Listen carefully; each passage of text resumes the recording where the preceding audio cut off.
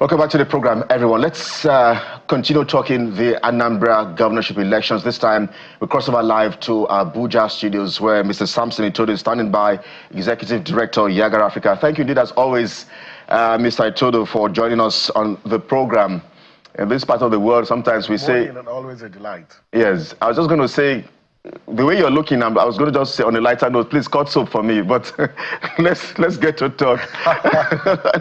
Let's get to talk the elections in Anambra State, because I had to read your statement which you put out after the elections. You were on this platform before and during the elections and even after. So coming into these elections, the credibility and integrity of INEC was seriously questioned, and that of the new man, the new sheriff in town, Professor Joash Amukpito. So I wonder, perhaps with this performance from INEC, as you have captured, I wonder perhaps if you think the choice of Professor Amukpito has been justified. Well, that's a very difficult question, because this is just the first election that he's managing. And the bigger question is, did this election meet certain tests? And we can talk about the test, because prior to the election, you note that Professor Amukpito came or assumed office less than 2 weeks before the election. And the election planning, had been concluded even before he came. And I'm sure when he assumed office, perhaps there were minimal changes that he made. But I think his presence, and as the chair of the commission, I think his presence to a large extent would have impacted and influenced the way the election was conducted. Because as the chair of the commission, there are certain statutory responsibilities that you have. But the Electoral Commission isn't about an individual. It's a collective of people. The chair, the national commissioners, the resident electoral commissioners, the electoral officers. It's a constellation. The personal integrity of all these individuals is critical for the credibility of an election. Having said that, if we would assess INEC's performance in this election, the first point is to look at the whole test of efficiency. And what we mean here is that, did INEC manage the logistics for the Anambra elections in a way that indicated that the commission is conscious of the fact that poor logistics can impact on public confidence in the electoral process? When you look at Anambra, 3 elections prior to now, Anambra is notorious for recording late commencement of elections since 2013. In fact, in 2021, by 7:30, only 17% of polling units had opened. When you compare that election, and even the last 2 or 3 elections with this election, there was a marked improvement in the deployment of election logistics and materials. Because based on our observation, that by 7:30 a.m. on Saturday, polling officials and materials had arrived in 49% of polling units. Even though the commission didn't record over 50%, but it's a marked improvement. But there are several issues that need to be addressed with respect to logistics. By 10:30 a.m., in 98% of polling units, accreditation and voting had commenced, which is really a deviation from 2021. So to that extent, you can say that there was an improvement in the management of logistics, but it doesn't mean that there weren't logistic challenges. There were still logistic challenges, but compared to previous elections, this was a marked improvement. The second point was, when you look at the results management process and look at IREV, IREV performed optimally and results were uploaded promptly on Saturday. By 8 p.m. on Saturday, 98% of all the results from the polling units were already uploaded on the INEC's IREV portal. And the whole process of collating the results was very seamless. And we at YIAGA Africa, with our partners in the Election Observation Hub, did deploy observers to the collation centers.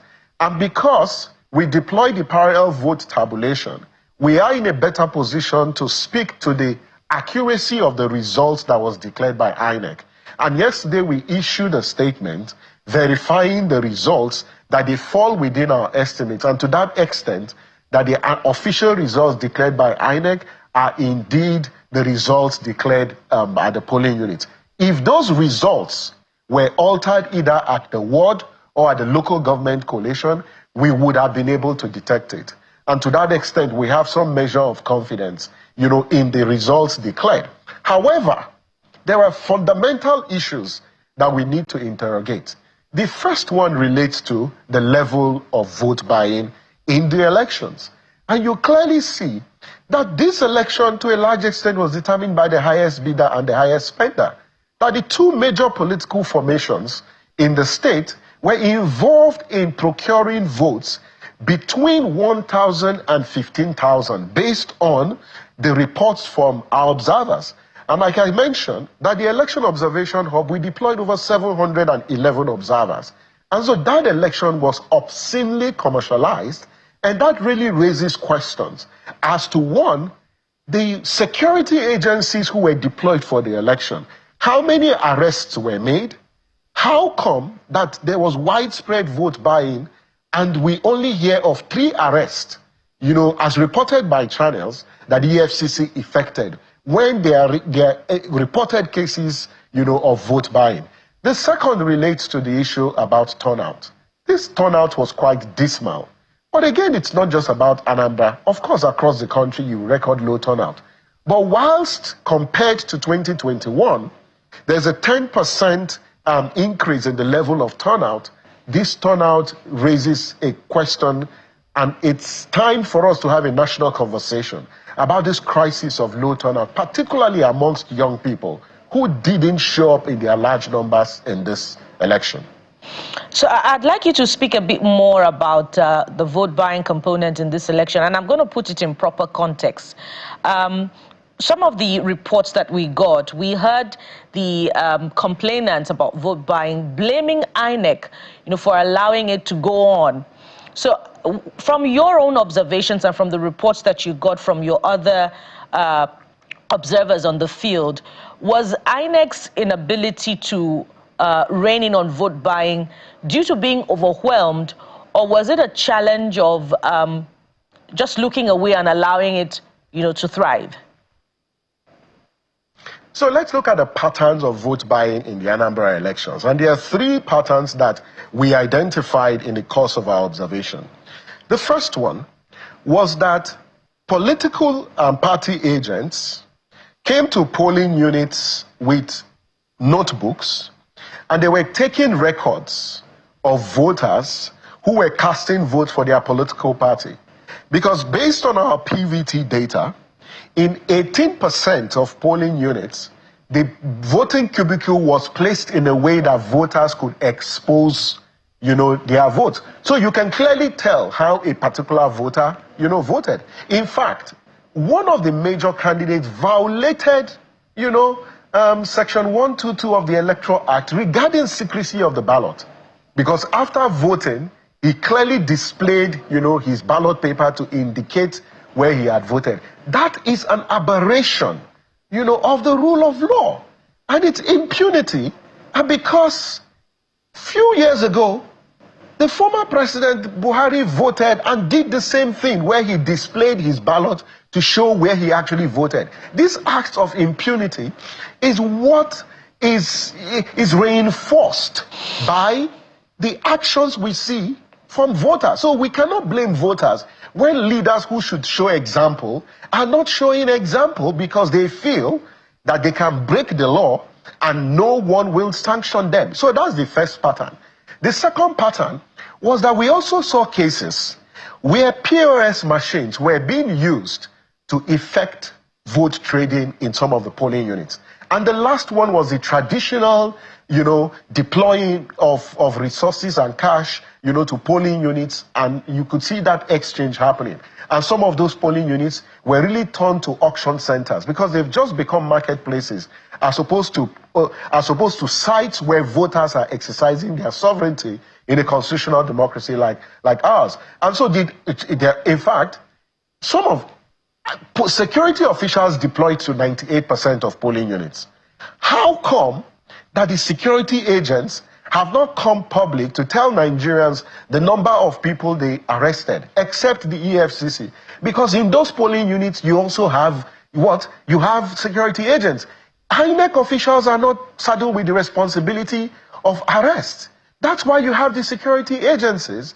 And so we should also ask the security agencies the same question, because sometimes some of these acts are perpetrated within the bounds of the polling units that are not visible to the INEC officials. It doesn't mean that in some cases the presiding officers cannot see them. I was in a polling unit where the presiding officer was reprimanding some of the voters, cautioning them on displaying their ballot papers. But it takes, security agencies and other actors performing their responsibility to prevent these acts of deviant political behavior that undermines the legitimacy of outcome. Because some can contest that perhaps the outcome and even the turnout and also the outcome is what you call procured turnout or procured outcome.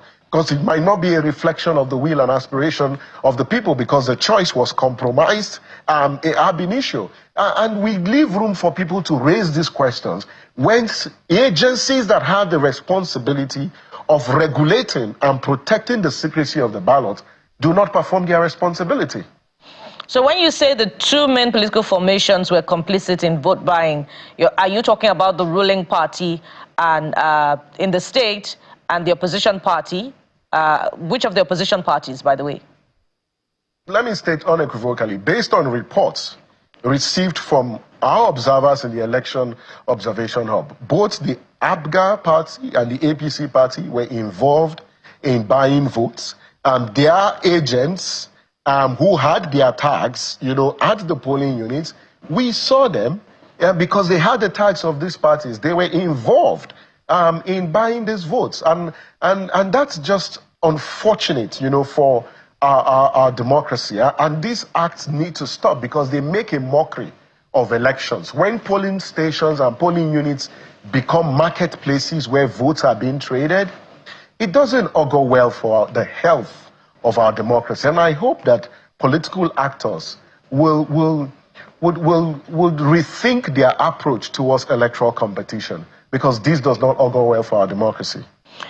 Just before we leave the vote buying matter, before the elections, there were debates as to the comment made by the governor in which he was incentivizing their party, if you like, foot soldiers to go get the people to come out and vote with a promise of a reward that will be given after the election. I believe 5 million naira was quoted at the time. And there's a debate over the propriety about that particular comment. I want you to speak to what the Constitution says about vote buying and if that constitutes to a remote form of vote buying. The fact that we are debating this issue, it's just problematic for me.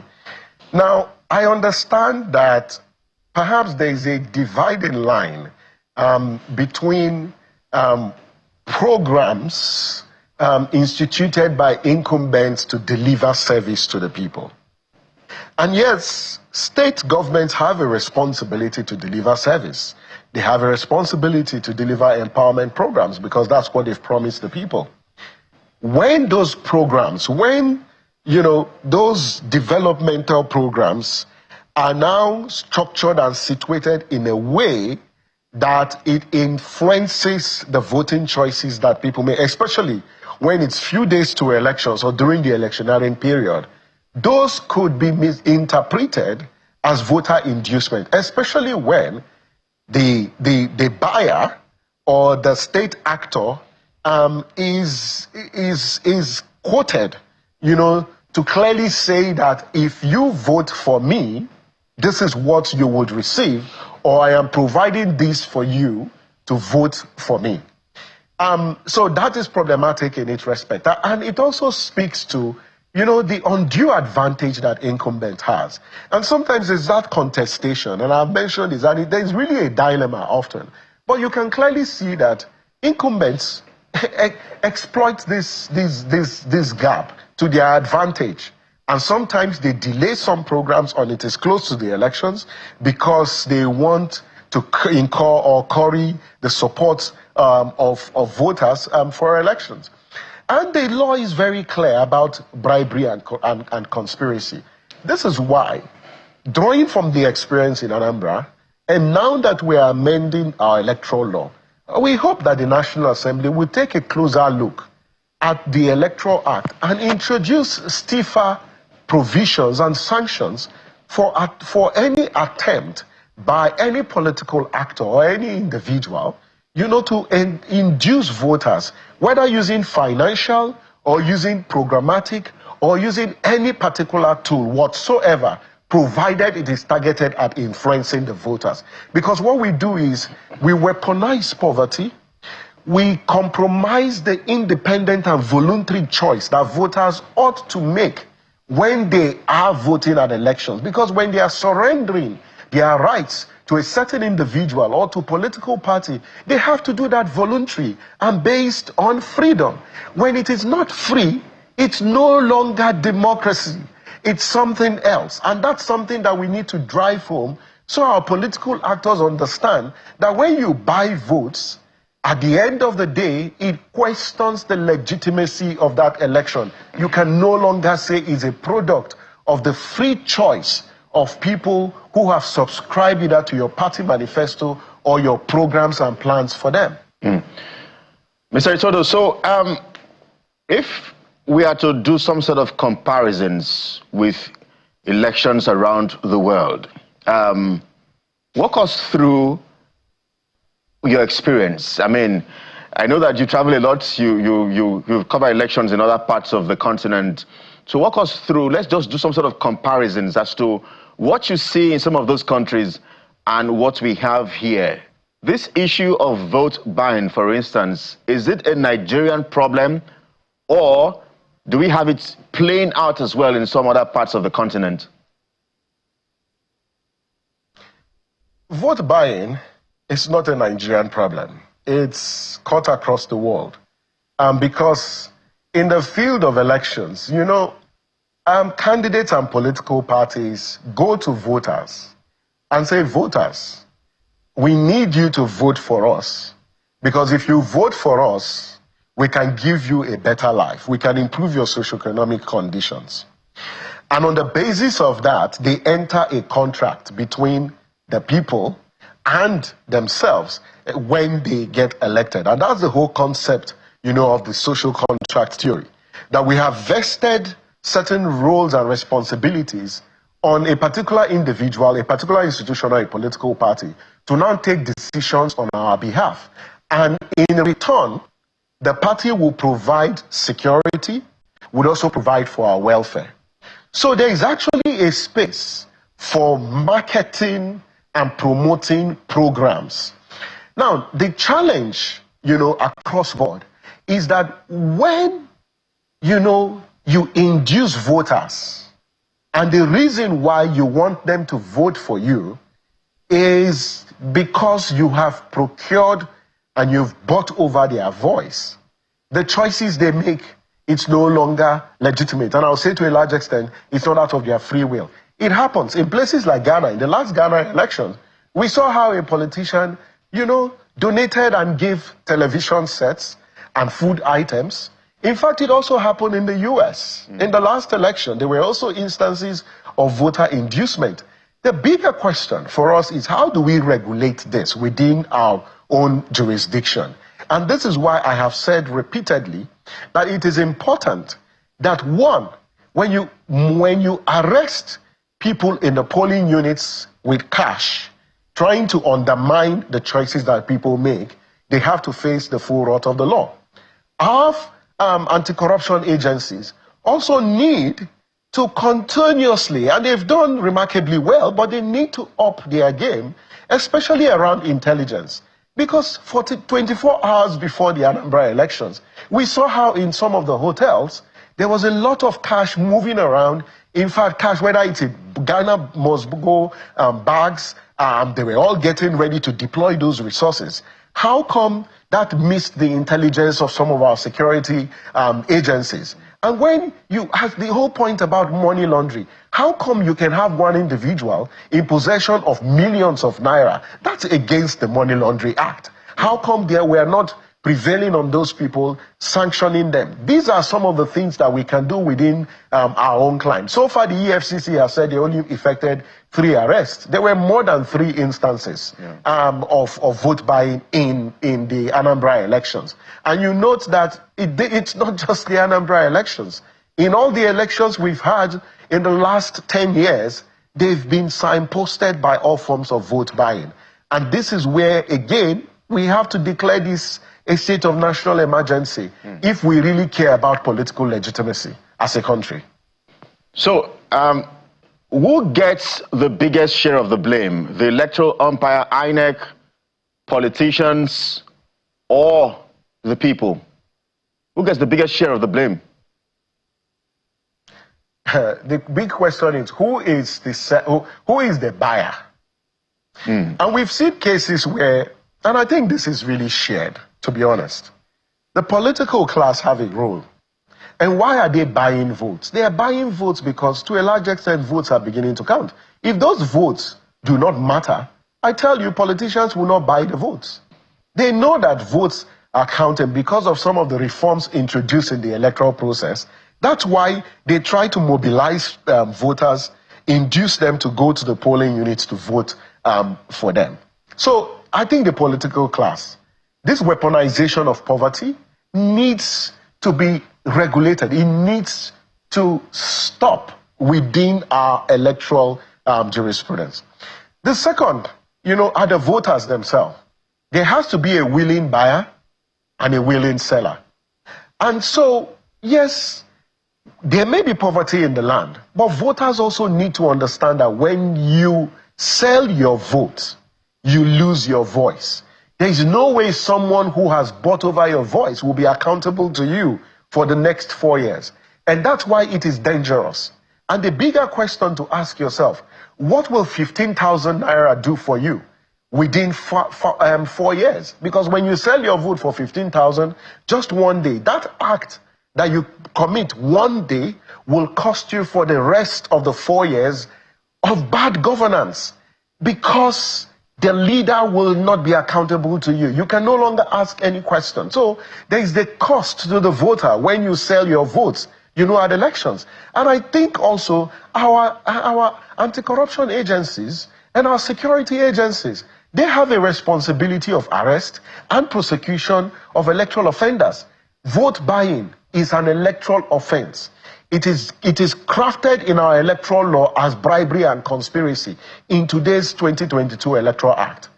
And so, if it's an electoral offense, who has a responsibility of arrest, investigation? Perhaps, yes, INEC has the responsibility of prosecution.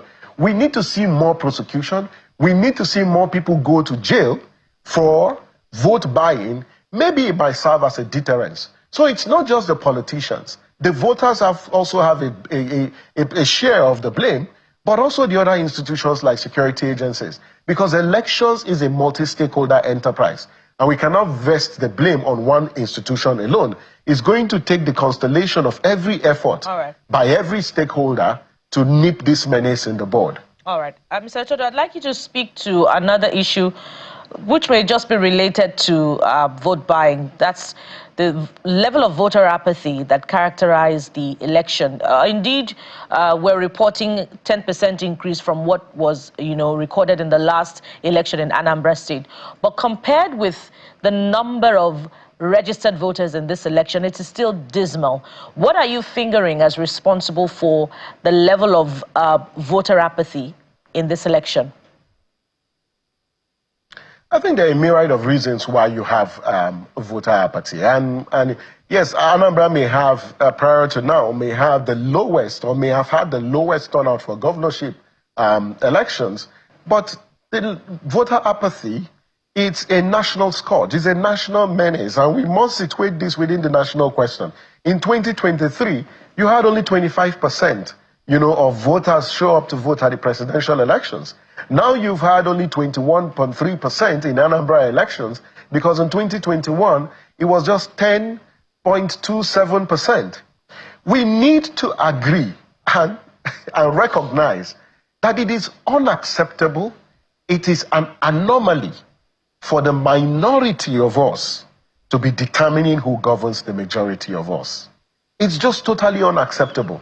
In a democracy, it is majority that should have the say and have their way, and not the other way around. But what we have done in Anambra is that the minority that showed up, or the minority who were induced to show up, are now the ones determining for the rest. And we must note this, that there is a cost of not showing up to elections, to our economy, to our democracy, and also to the quality of governance. INEC budgeted for the over 2 million registered voters in Anambra. Each of those voters was assigned a particular ballot paper. If only 21% showed up, it means that over 2 billion over 2 million ballot papers have gone to waste. That is monies that would have been used to procure and impact other sectors of the state. The second point is, when voters don't show up, it's either a referendum on the Electoral Commission or on our security agencies because of the lack of trust. But I say in the Anambra elections, INEC did everything, provided what it needed to do, to encourage voters to show up. The security agencies also deployed massively. And so when you look at the peaceful conduct of the election, you really ask yourself, how come that despite this peaceful conduct, people didn't show up? And I think it just boils down to how voters perceived the impact of their participation to the quality of their life. And I've said this consistently, that if voters don't see an improvement in their social conditions, if the voters don't see that they are part of a nation state that cares about their well-being and protects them, they would not be motivated or incentivized, to go cast their votes. Because think about it, with even the level of vote buying in Anambra, you still record this turnout. It tells you that the voters, by staying away, they are sending a strong message to the political class that you cannot organize an election 4 years when 4 years before you have not given a fair account of the mandate that they've placed on you. And let me reiterate that this is not just in Anambra, it's about a national question, and that as a country, we need to have a national conversation, that low turnout of votes is indeed a national crisis, and it says a lot about the health of Nigeria's democracy. Mr. Itodo, these are indeed disturbing concerns for Nigeria, and I believe and I hope that perhaps our leaders will indeed take a major step in addressing these issues. The young people, for instance, who make up the larger chunk of Nigeria's population, over 60%. It's also a concern as to the fact that some of them are also losing faith more drastically in the process. But I must thank you indeed, as always, for analysis on the program. Mr. Samson Itodo, Executive Director, YIAGA Africa, thank you indeed for analysis. Thank you indeed for your coverage as well of the elections. Thanks, always a delight. All right, so this is the morning brief. We'll take a moment now and be back, and we get to switch gear to a debate and conversation that has divided Nigerians in many ways, and that has to do with the allegations or claims of a Christian genocide. Religious leaders have also weighed in.